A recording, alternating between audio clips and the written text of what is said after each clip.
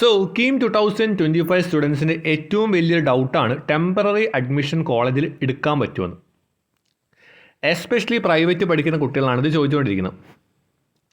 Temporary admission എന്ന് പറഞ്ഞൊരു സംഭവം ആദ്യം നമ്മുടെ കീമിൻ്റെ അലോട്ട്മെൻറ്റ് പ്രോസസ്സിലേ ഇല്ല. നിങ്ങൾ മനസ്സിലാക്കുക, സെക്കൻഡ് അലോട്ട്മെൻറ്റിൽ നിങ്ങൾക്കൊരു കോളേജിൽ അഡ്മിഷൻ കിട്ടി. ആ അഡ്മിഷൻ കിട്ടിയ കോളേജിൽ നിങ്ങൾ നേരിട്ട് ഫിസിക്കലി പോയിട്ട് എന്തൊക്കെ ചെയ്യാനുണ്ട്, ഡോക്യുമെൻ്റ് വെരിഫിക്കേഷൻ ചെയ്യാനുണ്ടാവും. അതിനുപരി നിങ്ങൾ ചെയ്യാനുള്ള കാര്യം നിങ്ങളുടെ ഫീസ് കൃത്യമായിട്ട് പേ ചെയ്യുക.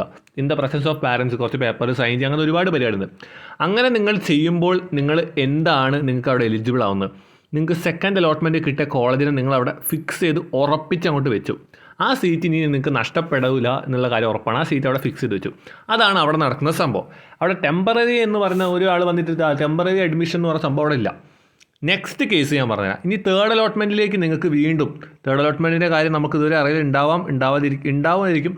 അപ്പോൾ തേർഡ് അലോട്ട്മെൻറ്റിൻ്റെ കേസ് എന്ന് പറയുമ്പോൾ തേർഡ് അലോട്ട്മെൻറ്റ് സംഭവിക്കും. എന്ത് സംഭവിക്കും, നിങ്ങളുടെ സെക്കൻഡ് അലോട്ട്മെൻറ്റ് കിട്ടിയ കോളേജല്ല, നിങ്ങൾക്ക് വേറൊരു കോളേജ് കിട്ടുകയാണെന്താണ്, നിങ്ങൾക്ക് തേർഡ് അലോട്ട്മെൻറ്റിൽ പുതിയ ഓപ്ഷൻ കിട്ടും. അപ്പോൾ വേറൊരു കോളേജിലേക്ക് പോകും. അഥവാ ഇനി തേർഡ് അലോട്ട്മെൻറ്റിൽ നിങ്ങൾ കൺഫേം അടിക്കുന്നില്ല എന്നുണ്ടെങ്കിൽ സെക്കൻഡ് അലോട്ട്മെൻറ്റ് കിട്ടും. ഇപ്പോൾ ഫസ്റ്റ് അലോട്ട്മെൻറ്റ് സംഭവിച്ച പോലെ തന്നെ സെക്കൻഡ് അലോട്ട്മെൻറ്റിൽ കിട്ടിയ കോളേജ് തന്നെ കിട്ടും. എന്ന് വെച്ചാൽ തേർഡ് അലോട്ട്മെൻറ്റിലോട്ട് നിങ്ങൾ കൺഫേം അടിച്ചില്ല എന്നുണ്ടെങ്കിൽ നിങ്ങൾക്ക് സെക്കൻഡ് അലോട്ട്മെൻറ്റ് കിട്ടിയ സെയിം കോളേജ് തന്നെ ആയിരിക്കും ഉണ്ടാവും.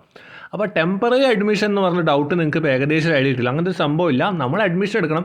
പിന്നെ നിങ്ങൾക്ക് തോന്നുകയാണ് കിട്ടിയ കോളേജ് വേണ്ടാന്നുണ്ടെങ്കിൽ നിങ്ങൾ എന്ത് ചെയ്യുക, നേരിട്ട് ആ കോളേജിൽ പോവുക, നിങ്ങളുടെ TC നേരിട്ട് വാങ്ങിക്കുക. ആൻഡ് അതിനുപരി എന്താണ്, നിങ്ങൾക്ക് നിങ്ങളുടെ അടച്ച ഫീസും തിരിച്ച് കിട്ടുന്ന കാര്യത്തിൽ ഡൗട്ട് ഉണ്ടാവും. കോളേജിൽ നിങ്ങളെ ഫീസോ സർട്ടിഫിക്കറ്റ്സോ വാങ്ങി വെക്കാനുള്ള അവകാശമില്ല unless stated before at the time of admission. അല്ലെങ്കിൽ ആ ടൈം ഓഫ് അഡ്മിഷനിൽ അവരെന്താ കാര്യങ്ങൾ നിങ്ങൾ ചോദിച്ച് മനസ്സിലാക്കണം.